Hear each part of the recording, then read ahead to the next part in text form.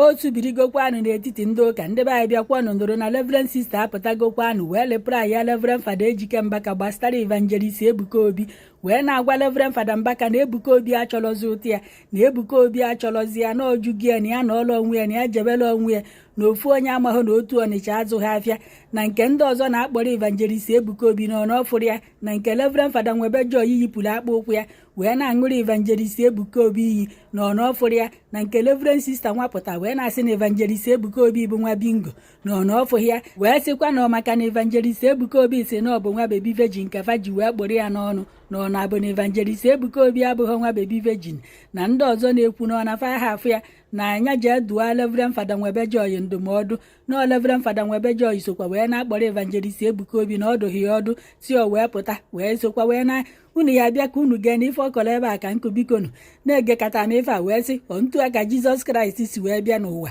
anyị wee bụrụ ụmụazụ ya wee na-eso ya ọ dịzikwa ka ya bụ ụmụ atụrụ ya ọ dọzikwa ka ya bụ ụmụazụ ya na ife ndị ụka pụtara na-eto onwefe ule na ilo. Reverend sister wee nọrọ ebe a wee na-ekwuo Okeke Ebuka Obi Okafọ Ebuka Obi Okonkwo Ebuka Obi Okorie Ebuka Obi na ọ na-afa mụọ na Ebuka Obi bụ mmadụ na ọ na-afa mụọ na Ebuka Obi bụ nwa mmadụ na fa achọrọ ka fa kpọgbuo ya na fa achọrọ ka fa kpọgide ya n'obe ka Jizọs Kraịst nke abụọ na ife niile a na-akpụ ya na ọ na-afa mụọ na evangelist Ebuka Obi bụ ejima na fa kedu ka fa ya esi wee na-echi ejimi ya esi wee na-efe ilu na ife niile akpụ evangelist Ebuka Obi n'ọnụ wee na-akpọ ya unu ya abịakwa ka unu gelu n'ọgụ adakwananụ n'etiti ndị ụka wee tị ka m butere unu ebe a na-anụta aka alaeze n'okwe nke nnụta tị ka m bịa ka ala unu ịmalụzikwa ife ichelụ na ya biko jee na kọmentị ka itiile anyị o. Ebuka ọtabiri omeji gị. Ebuka Obi o mere gị gịnị? The man ị na-akpa ha don't even talk to you. Ọ mara onye ibu o mego gị avoid. Ogo na ọ ma bụ onye ibu onwe ihe jikọtazi gị. Why not leave him alone and go your way? Anyway, I'm on a dog. Divorce Ebuka and leave him alone. He's not begging you. Ekututa amaro na ofu onye abịara afịa. Yes. The worst is that anybody who is a follower of Ebuka Obi, unu weti una door ya pieces. Anybody who is known as Onya Mama, you know, that defends him, just asike wete ka door ya pieces.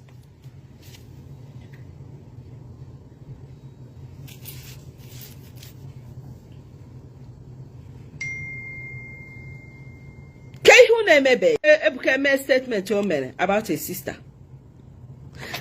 What are you saying, Father? For a Reverend sister Chirechi, he put on a Facebook, see Ebuka Obi bu bingo. Do you know?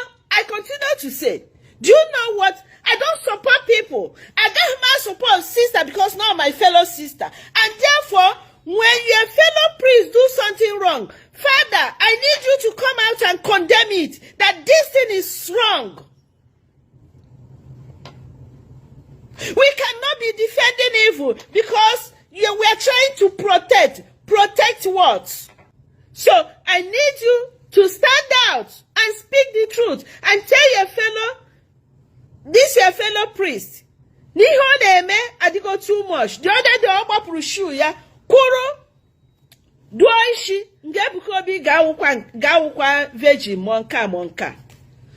Ọ bụ na Ebuka na mmadụ pụtara sị gị na ya bụ virgin. What is, if you are not, it's your business. You lost your own. It's your business. It's not your duty to come and prove anybody whether it's a virgin or not. That's not your job. If maybe, oh my God, Anachu chaff.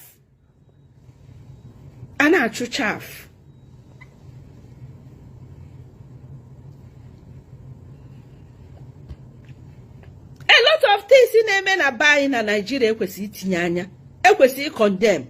I've not seen you people really fight against problem on daily. For days now, I watched it. They were sending me the link on this. Father, quote that Ebuka Obi tomorrow. Ebuka Obi nka. Uno chori ikpogbuye. Uno choko nwo. Okwa nwa mmadu ka ọ bụ. Ebuka okwa nwa mmadu. Ejima mmadu. want the twin to feel like? Why these distractions? Are you people not seeing that the devil is acting? Can't we secure the vineyard of the Lord? Why do we allow hidden ways to separate us? Before you know it, you are servant of God for no just reason. Yes, I'm not any priest attack a fake priest. When Father Tony Sikeome novena for Ebuka, I saw the same sister Cheesy. Yeah, web that photo, Father Tony. Whoop easy, post eba. Father Waller fake. Father, I am not go to her page unless always see her. And then you can come here to start defending now. Ebuka is insulting sisters. Are you not seeing the ones sisters are insulting him? Why will a sister in her page be insulting Ebuka? Or many again? Kenku Delena Baba. na anụgo n'ife o kwuru, biko nu kedu na onye bụ Udene na Baba? Onwe onye nọ na kọmentị na-asị ya na nke ndị mmadụ na-akpọrị ndị Reverend Fada na sista ndị ọzọ na-asị na fa bụ fake. Onu onye ekwukwu okwu gbastalụ nke ahụ, ife mfụkwa na kọmentị ka m kọrọ unu.